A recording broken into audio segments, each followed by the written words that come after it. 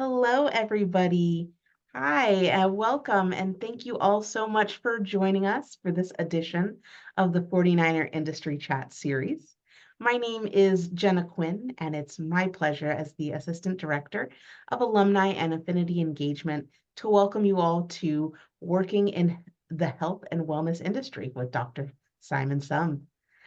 Just so that way everyone is aware, this is recorded.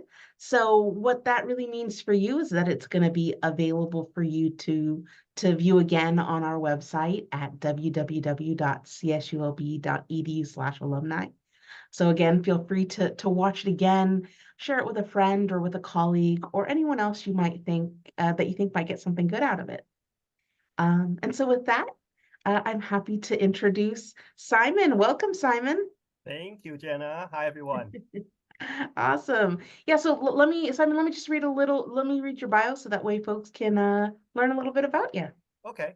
Yeah, so Dr. Simon Sum, clinical nutrition doctor and registered dietitian nutritionist, currently directs scientific affairs at Herbalife for North America and Mexico. His focus is ensuring product safety and scientific integrity while leading personalized nutrition initiatives. Formerly the clinical nutrition manager at Alhambra Hospital Medical Center, Simon provided nutrition care and managed a team of professionals. Simon holds a doctorate in clinical nutrition from Rutgers University, uh, com- uh, complemented by a master's degree in medical research and nutritional sciences from the University of Hong Kong and California State University, Long Beach. As director at large for the California Academy of Nutrition and Dietetics Foundation, he actively contributes to the field, building on past roles in committees and chairing the Chinese Americans in Dietetics and Nutrition. Simon is also a certified personal trainer with Exercise is Medicine credential and a fellow of the Academy of Nutrition Dietetics. Wow. That is sure a mouthful, Simon. I thank you so much for taking the time to be with us today. Thank you for having me instead, Jenna. Yeah, absolutely. Well, let's get right into it. Okay. I'd love to start off with a little bit of background about you. Could hmm you tell us a little bit about your life and your experiences and what led you to CSULB in the first place? Of course. Yeah, thank you. So I was born and raised in Hong Kong. And before coming to Cal State Long Beach, I finished my bachelor in nutrition in Hong Kong and also my medical research master degree. But after working 2 years in the lab, I still feel that my passion is in nutrition. So I've decided to come all the way to California and study in Long Beach. And my goal was to complete my second master degree along with the internship that can help me to take the examination to become a registered dietitian. So that's why by that time I was trying to choose school and I met a very good professors at Cal State Long Beach. They helped me a lot because with a foreign student coming to the US and also to make sure with a bachelor degree already completed in the other country, there are lots of work need to be done in order to satisfy all the requirements needed to be a dietitian. So all the professors were very, very helpful. So I really appreciated that. And then coming here and study for 4 years in total, including my internship, eventually finished it, and happily got hired by Alhambra Hospital at that time to become an entry-level dietitian. So it was a very nice journey, and also I felt very, very happy that I completed something I really like because I love eating. So talking about food is my passion, my interest, and also later find it out that as a dietitian, you have so many areas you can touch in people's life. So I feel really, really happy and to be in this field for a long time now. So So was it just your passion for food that led you to want to pursue this both in Hong Kong and here in the States? one Um, thing, yeah, I want to tell you that is in Hong Kong is a very special place that they don't have their own registration licensing system. So they recognize the registration or license from other countries, like the US, the UK, Canada, and Australia. So in Hong Kong, in order to be a registered dietitian, you need to go through a program that you can get a license from the UK. So that is very indirect route. So for me, the more direct route for me is to go to the country and just get it done over there. And as you asked me, like besides eating, is I have been very skinny when I was young. Try to gain weight, start working out in the gym, and just find that like it is hard, it's difficult. I try to understand more about exercise and diet and all that brings to me like, if I can study nutrition, besides I can help myself try to get bigger, right? At the same time is I can also help people regardless whether they want to lose weight, they want to have a better figure, body figure, and also like try to gain more muscle, or eventually, unfortunately, become like chronic disease patients. So I can also help them with their diet. So that makes me to put more focus on nutrition and about food and all that. Yeah, no, I mean, certainly important work. But yeah, I think, I'd also like to know a little bit more about what your student experience was like here at the beach. Since you had already completed a degree in Hong Kong, coming Yeah. here for your master's degree, were you able to get involved in any extracurricular activities? Were there Yes. any professors or classes or peers that were really impactful for you? One thing, Jenna, I want to share here is very kind of funny. Um, in nutrition, which is in the Department of Family and Consumer Sciences, and by that time when I came here, I was the only male student with Wow. 40 female students with me, like happily having 40 girls with me studying. So I was taken very good care by them. All my classmates are so lovely. They knew that I was new. It's new environment. They show me where the canteen is and where's the library, where to buy books. I have no idea. Like, okay, you took this class, you buy the whole packet from the bookstore for the syllabus and all that. They all helped me on that. So which was great. At the same time I just love them. My classmates, I still many good friends are still with me in contact. They're all dietitians now, of course. At the same time, at the beach is I was like because I was the only male student, so professors all know about me. So I was also active in extracurricular activities. I was the president of the Student Dietetics Association for 1 year. So at that time I had a lot of work, right, to help with students and all that. And I remember one time I was doing something for the association. I was late for class. And then the professor is like, "Where's Simon?" It's so easy to spot, right? And also one time we were doing experiments. And then the professor said, "It's the best if I can have one male and one female student to help with this experiment." I'm like, I have no choice. I was the only one. So that for me is a life experience. It is important because, of course, right now I'm happy because I come back from time to time to give talks to students in the area of nutrition, and I see more male students now. So I'm really happy. I always say that thank you for joining the profession, because even if you go to the website of Academy of Nutrition Dietetics for registered dietitian, I believe it's still less than 10% are male dietitians, like 90% are female. So we need more men, like mostly we need more men in these professions. So I'm happy to see more students that are interested in this area, especially as I mentioned before in nutrition, right? Besides the disease management, you can also do sports nutrition, which is a lot of people interested in that area now. You can do public health, you can do food service. It's really a lot of areas we can touch. Yeah, for sure. I mean, it sounds like an incredibly a versatile degree or a versatile field. Um, yeah, and so, being an international student, right? That's Mhm. something that is a little bit unique. Was it difficult to navigate in a country that wasn't your own? Or at least not where you came from. Right. And were there any difficulties there? Were there any supports that you were able to find? I was very fortunate because the international office was really, really helpful. The advisors there helped me with my visa. That time I needed to have F1 and then something called I-20. It's a lot of documentation, right? So they are helping me what I can do, what I cannot do, like what kind of part-time job I can do at Cal State Long Beach. I worked a little bit in the pyramid before. Like, yeah, and I was a tutor for the student learning center for a little bit. So I actually need to thank Cal State Long Beach. Give me a lot of things I can do during that time. Um, because for me, the most important part is the cultural difference, right? I need to understand the culture here.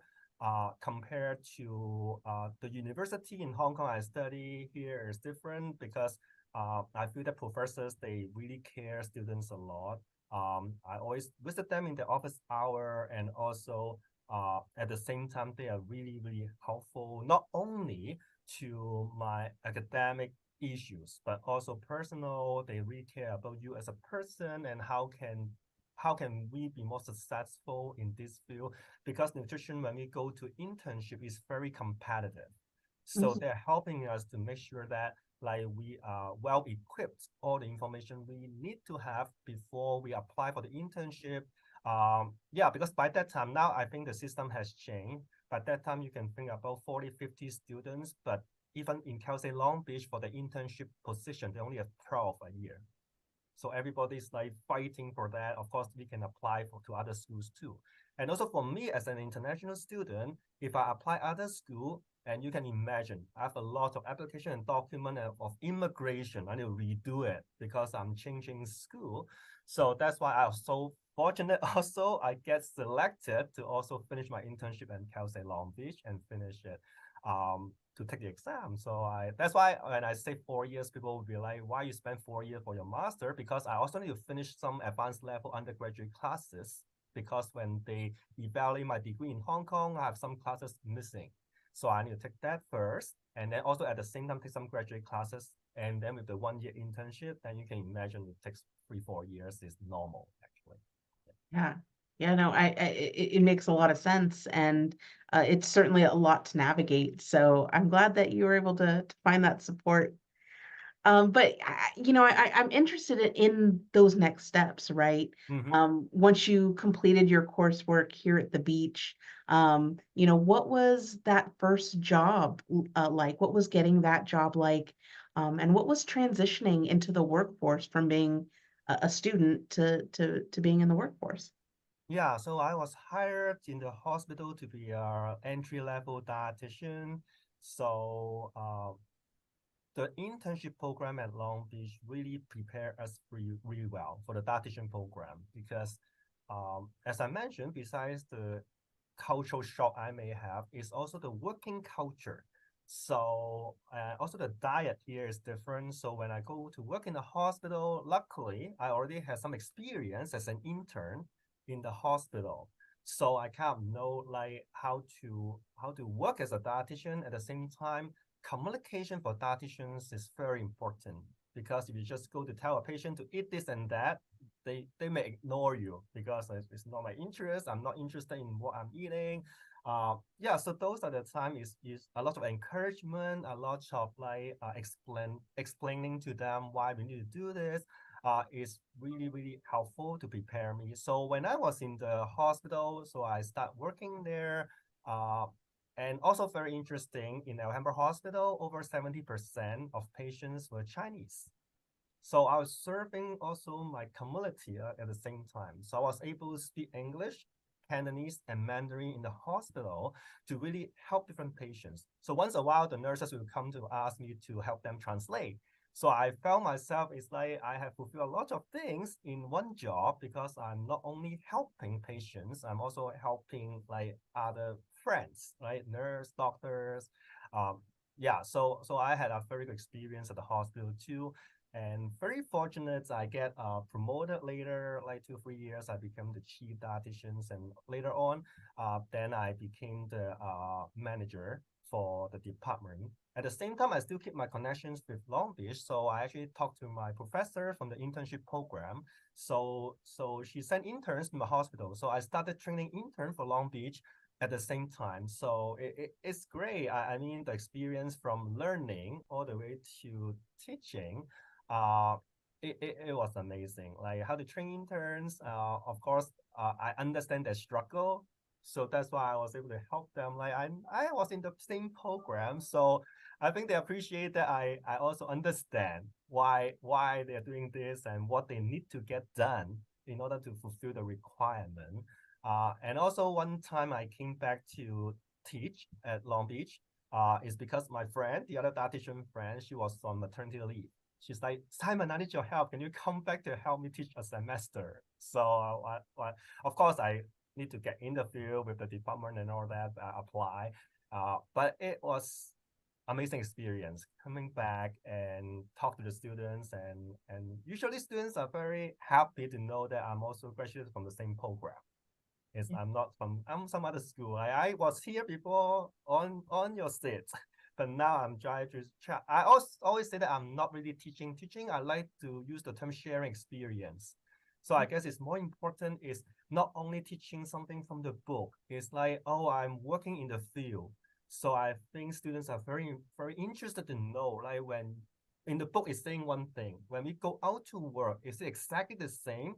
Because I said you can have a chapter on diabetes, but when you see a patient, they have diabetes, heart disease, renal disease all together. So how do you take care of that? Because it's not chapter by chapter. You have a person and you have all the conditions that you take care of, which one is in priority, right? So those are the things that I think is helpful to students to understand. Of course, I still need to teach the regular academic work in the textbook, but I think sharing experience is something they want to listen, because for them, it's like a story. It's not like plain text in a textbook. So yeah, so those are the things that I'm really happy that I'm still keeping connections. When I was still in the hospital, I share more with you. Like with current job, I'm still in connection with the program too. So Yeah, no, I mean, I think that's a great transition into, your current position. And what, what is a day in your current position like? What is it, okay. what do you do on the day to day? Yeah, it's very different now because I'm with Herbalife for almost 12 years now. So after 5 years in the hospital, I had an opportunity to interview with this company and come over. I think one thing many people ask me, why you change from a clinical dietitian all the way to business side? It's very different. Uh, but for me, it's number one is still nutrition, because I'm doing a lot of more dietary supplement now. And why I'm changing is I get a lot of questions from patients that, oh, Simon, I'm actually at home, I'm taking this, I'm taking that. What do you think about this? So many times as a dietitian, of course, we keep in mind that food comes first. We should always use food, eat first before talking about supplements. But however, I also feel that if I answer the patient, oh, don't take this supplement, just eat, I feel that I didn't really answer their question. Like they're asking about that supplement, but I'm just telling them that don't eat it, don't take it.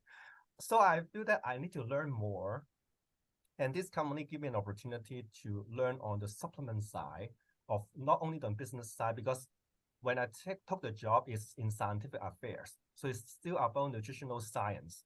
So it's a lot of review of research paper, and also how do we determine the efficacy or safety of an ingredient that's being used in supplement? Why do we say this supplement works, and based on what kind of evidence? Especially for dietitians, we use evidence-based practice. So it's very important that we need to review all the scientific literature to make sure that whatever what we want to use on a patient, we have enough evidence to support. And this is what a company, when we develop supplements, also need to take a look of that, because it's all the claims coming up is based on evidence. So that's why I get hired by that time is to take care of the China, Greater China region. So for this company, because this company has over 90 countries business. So that is also for me is, oh, I'm start learning back on the regulations in China, Taiwan, Hong Kong, on top of the science.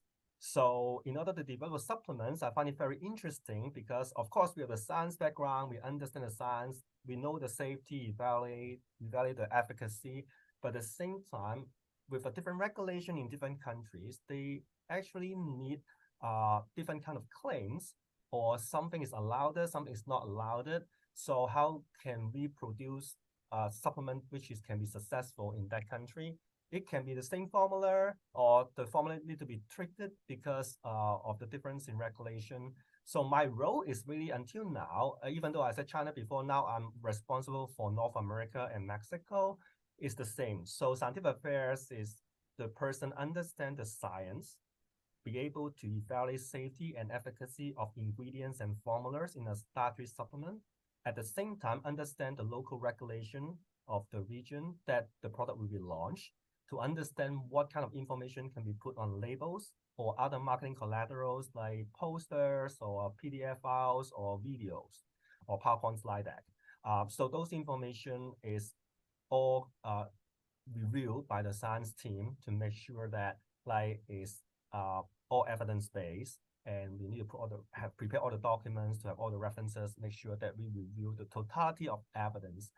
So those are the things that I do. That is, if I am able to talk about more on supplements, even to healthy individuals.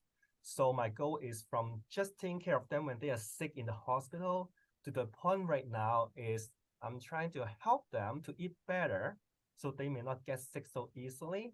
So which also helping, right, to not giving a burden to our medical system, because they don't really get sick and go to the hospital.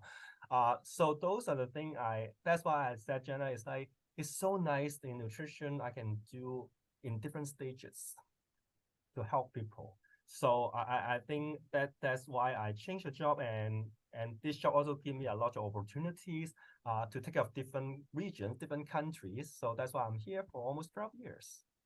Yeah, I mean it sounds like a great a great way to channel your interests. And I know that you mentioned that this field is so very versatile, and that there's a lot of different directions that you could take it. But it sounds to me like this particular route is what allowed you to exercise what you're most interested in. Yeah, because I'm surprised when I'm come to the US, right? We go to many supermarket or department stores, you see so many supplements, so many brands, It can be right? overwhelming. Yeah, it's overwhelming. And sometimes when I talk to students come to class, I ask them, how do you choose a supplement? Do you talk to your friends about it, or your friends recommending it? You go to social media, look at it. Especially when I talk to students in nutrition area, they study nutrition, become a dietitian. That's what I tell them. As a dietitian, I think it's our responsibility to really to share the information that is accurate. So we need to learn, even when we want to recommend supplements, like what criteria we need to help our public, like what criteria to choose, which one is safe. There's so many different companies there, so their quality can be different, and also even their quality can be the same. It's like, which dosage should I take? Should I take higher, lower? And it can be very personal. So as a dietitian, we will be able to evaluate people's diet. And of course, again, it's like, if your diet can give you all the nutrients, you should not need to take supplements. But there may be a reason for some people, like if they're pregnant, if they're elderly, they do need supplements to help with their diet. Vitamin D is something I always recommend, because we are always in the office. We don't go under the sun. Under the sun, our skin can produce vitamin D. But if not, then we may need to take some supplement to help us. So those are something we can talk about, and I feel that like I am able now to at least to share this information to the public or friends, family, when they ask me. They will come to ask me like, Simon, what should I take? And do I need to take these things? Then I'll try to help them. I I cannot always give them the strict answer, yes or no, but I will ask more questions like, why do you want to take this? Is your diet really not that bad? Like what do you eat? So those are the things. And I also like this is because I can always generate topics to talk about, even for strangers. I tell students like, never tell Uber driver or taxi driver you're in nutrition, because otherwise your whole ride will be weight loss. Right?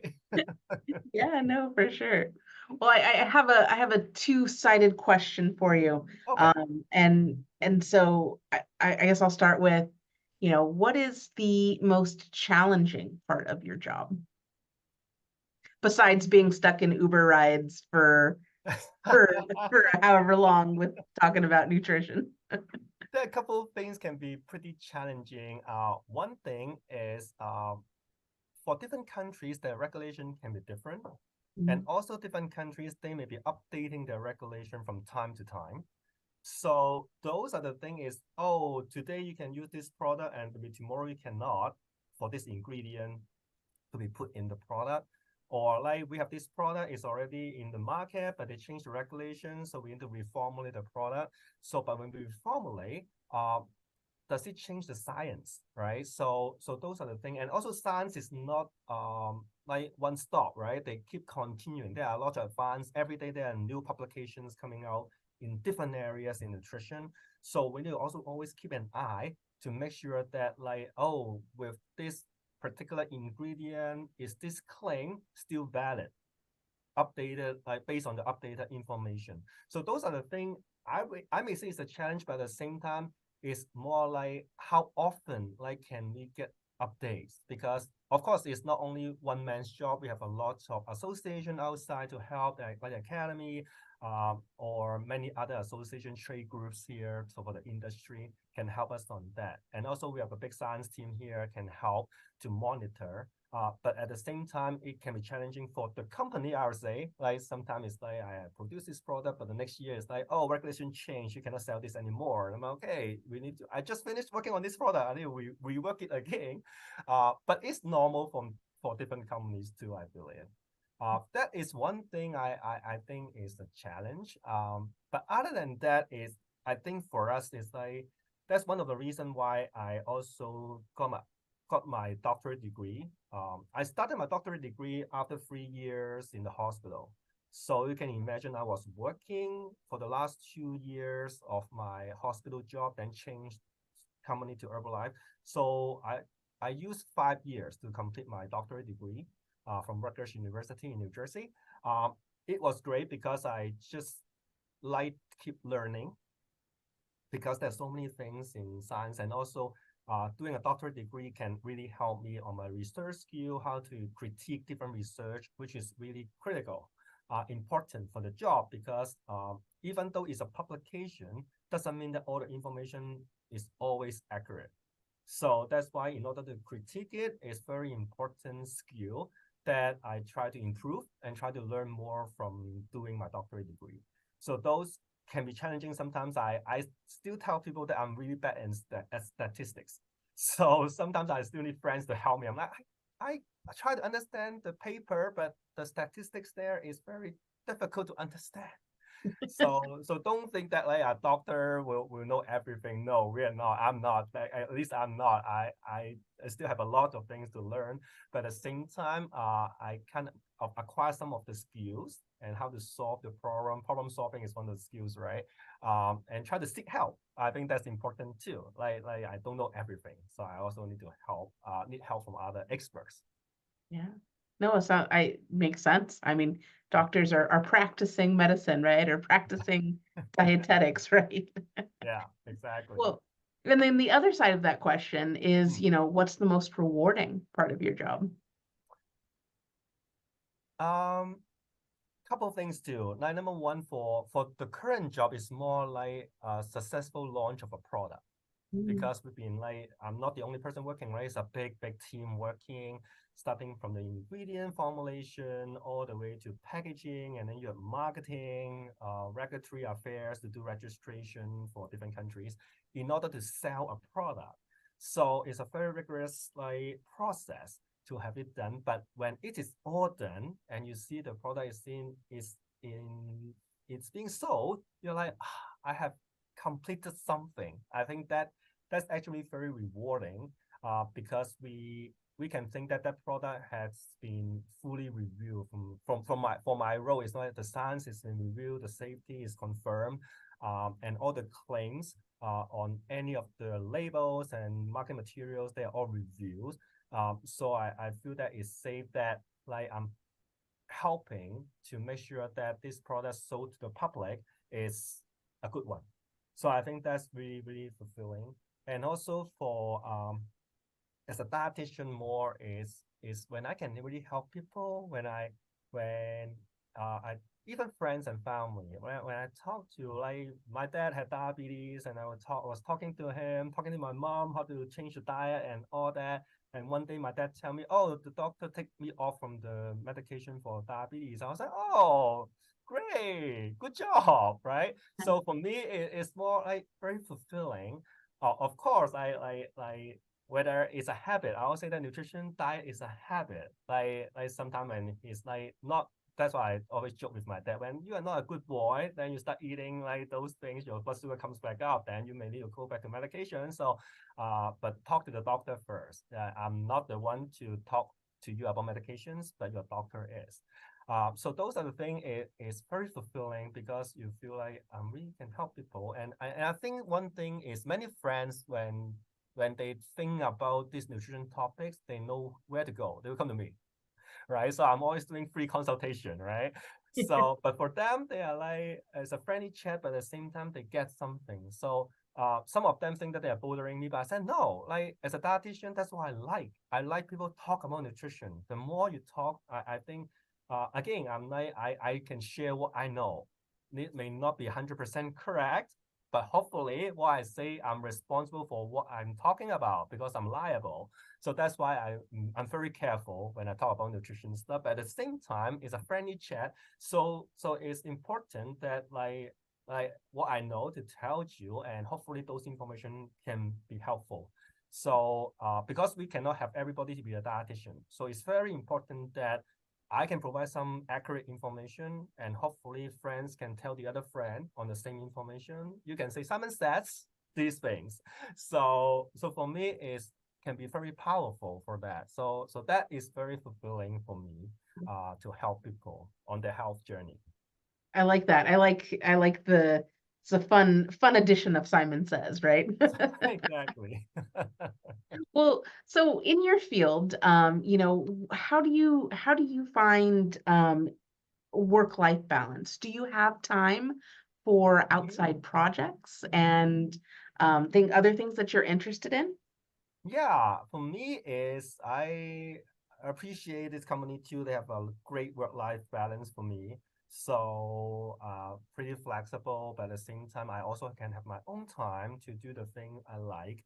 Um, if you just talk about like what else do I do, is I like traveling, right? I like eating, exploring new restaurant. If you ask me anything else in nutrition you do, I was actually a radio program host here in LA, but for a Cantonese radio. It's AM 1430. Not advertisement here, but at the same Hey, time, and advertise away. uh, for me, it's more like I give a nutrition clip. I'm the radio station dietitian, so I give a daily nutrition clips to for them to broadcast 3 times a day. So for me, it's really helpful to the Chinese community for those who listen to that Cantonese radio station. And also when you ask me like what give you like fulfilling, like I did meet with audience and they told me they have listened to certain topics, or my friend would be saying, oh, you talk about this today. I was like, oh, thank you. I didn't expect someone is listening. But some people did listen to it, and when it becomes helpful information, I am very happy about it. But at the same time, I also feel like it's important for what I know to share the information. Yeah, it's like an extra job, but at the same time, I think that's very meaningful because more people can listen, and it's a very short clip for like 2 minutes. But when people give me feedback, they said we love it because it's 2 minutes, because it's just main points that you're talking about. I will just remember it. But at the same time, I always try to introduce different kind of new ingredients in the show. It's like, oh, I don't know if you like this eggplants. Like, do you like eggplants? And what's the benefits of eggplants? If you haven't tried it, tonight may be a good time for you to make some eggplants at home. So I try to introduce more of different ingredients, not only about nutrition. Sometimes I say it's the boring things, no. But when you talk about food, people are happy about it. Or like sometimes it's bad, right? When I talk about ice cream, like, oh, don't eat too much of that. And people is like, then I cannot have that. But at the same time, Simon always said that like you can eat it, but it's in moderation, right? It's how much you're eating it, how much you enjoy it. It's always has good and bad. Like my favorite food, I can tell people is fried chicken. People may not know. As a dietitian, people will be surprised. I'm like, but fried chicken has a lot of protein, right? But at the same time, how often do I eat it? Maybe once a month. That is, I think it's okay if everybody has some craving, right? And when we crave and we can have the opportunity to eat it, enjoy it, don't feel guilty about it. But at the same time, you cannot have it every day, right? You cannot always have like this kind of food every day. Then you need to look at your health status, right? Otherwise, when you go to see the doctor next time, have your blood work done, then your doctor is like, what happened? What did Too you much fried eat? chicken. So for me, it's more like control ourselves, but at the same time, also indulge ourselves sometimes. Otherwise, like it's important to be happy. Yeah. Yeah. Funny enough, my favorite food is eggplant. Is it? It Oh, sure is. okay. Okay, I share more recipes with you then. Thank you. I'm going to take you up on that one. Yes. Well, that's great. I love that you're able to work on those external projects. And I mean, having your own segment on a radio station is certainly just so great. And it sounds incredibly rewarding to be able to get that feedback. Ah, Um, I love it too. So yeah. But I wanted to ask you about mentorship.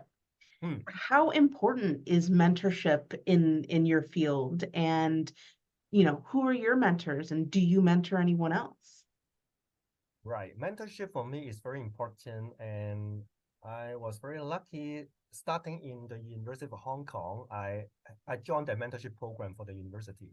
So I had different mentors with me before. Some of them are journalists. Some of them have different. Even I think is someone is working for the Consulate General for the US in Hong Kong. So for me, is really important to not only get to know a mentor, but it's more like you have someone to go to when you have certain kind of question that they may already have some experience, like job hunting, or you maybe struggle on which area I should go, have different options and all that. I really, really think that mentorship is very important to have a mentor. And then with my experience and later on I become a mentor now. Yeah, I've been mentoring different students now. And I always tell them, I just talked to one yesterday, is more like, uh, I will not make a decision for you, but I'll be able to share like heard when I hear your situation, here's the pros, here's the cons of this thing or that thing. But you make you make your decision, and no regret for that. But I'm happy to share with you how I think about it. Those is important guidance, I think, for people, and I also need that guidance too, because I think no matter what age you are, what career status level you are, you always need a mentor to really guide you on different things. When I go to hospital, I have a mentor. My previous boss was my mentor for many years until now. And then for the supervisor who hired me for Herbalife, he's still my mentor, even though he's not in with the company anymore. Like he is my mentor for life, basically. It's not only about career, it's more like about as a person, right? Yeah. Like they may give you some advice.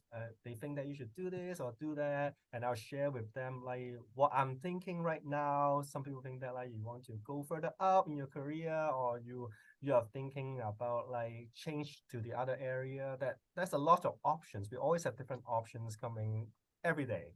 So some of them we can take care of it, but some of them is like, I think I better find someone to talk to, right, to get some advice. And a mentorship is more like someone you can trust.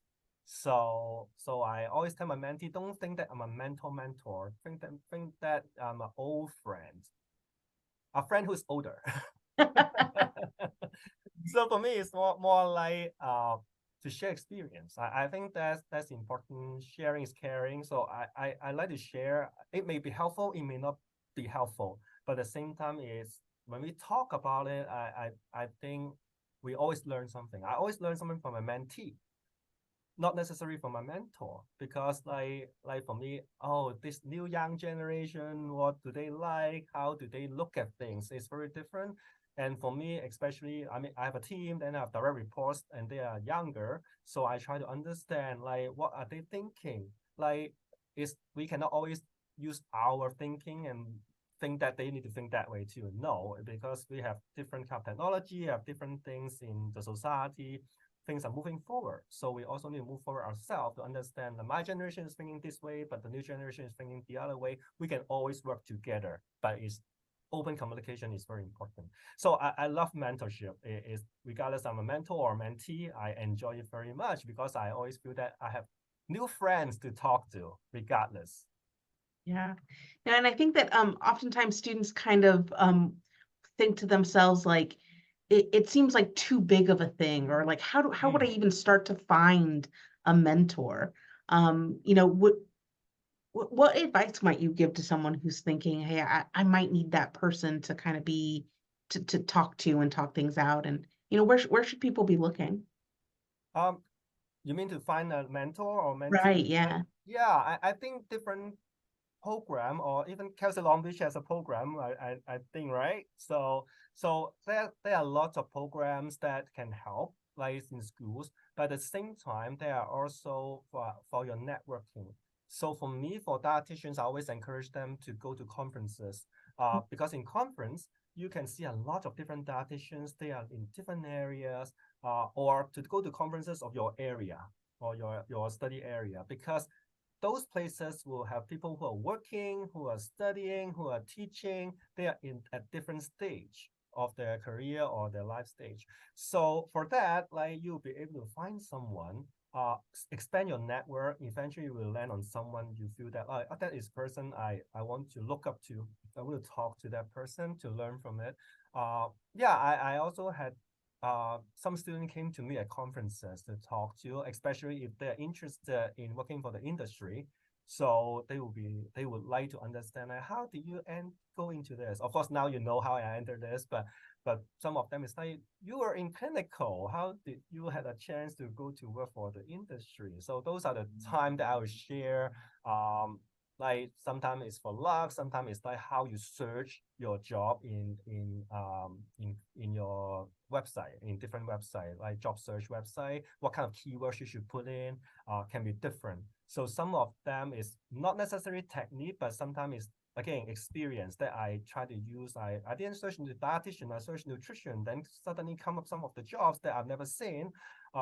Wow, yeah. So those are the things that I start telling people like to do. I sometimes tell them, oh, make sure your LinkedIn profile, because there are a lot of recruiters there. They are trying to reach out to different people, and they may have opportunities for you. So those are the things that I share and make sure that like if people don't know, hopefully they know there's the new way of doing things, so that can help them. Yeah, I'm sure there's a lot of programs around, but if you're in Long Beach, I'm Kelsey Long Beach has one. Awesome. Yeah, no, thank you. Well, I'm always floored with how quickly these go by. And I think that this one in particular, it's just you've been sharing a lot of great information. So, um, as we're winding down, and before there's a question I always really like to ask folks, which is if you had a magic wand or a time machine or some way for you to be able to transport yourself now to talk to yourself right when you were, about to graduate from CSULB, or, taking those first next steps, what piece of advice would you give yourself? Good question. I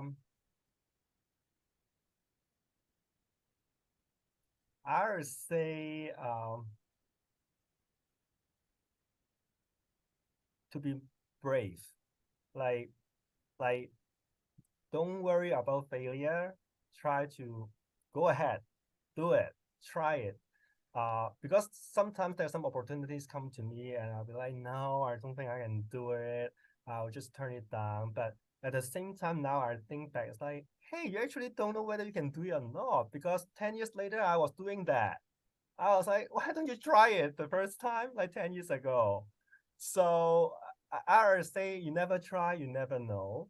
So that's why I tell people, like, don't just turn it down right away. Like, sit down, think about it. Maybe take a chance, try it. If you fail, then you fail, right? Or if you don't like it, sometimes you just think that I don't like it, I don't want to try it. Then there may be more opportunities there. So you try it, you really hate it, fine, just drop it, it's fine. But if you try it, it's like, oh, it's not too bad, then you may have more opportunities coming to you. So be brave, don't afraid of failure, or don't turn down things too soon. So that's my advice to myself. Yeah, no. And you know what? Honestly, great advice to everyone, which is why I like to ask it. Be brave. Hopefully it's I like. helpful. Yeah.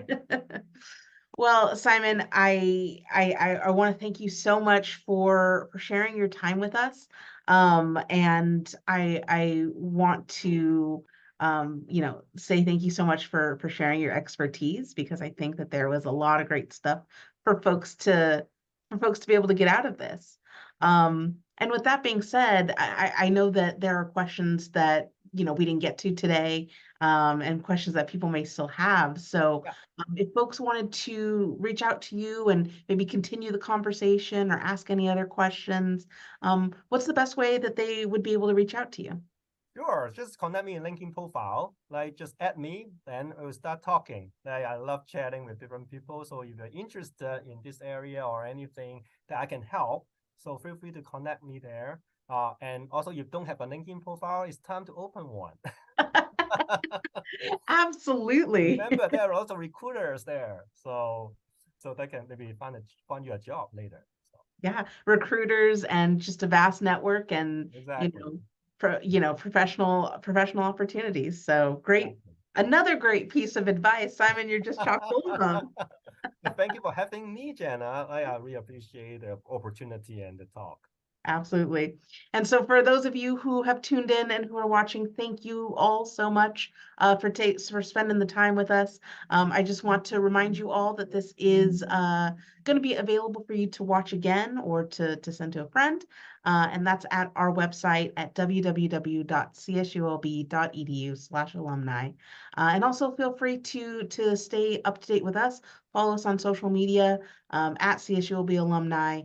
So that way you don't miss another great edition of the 49er Industry Chat series.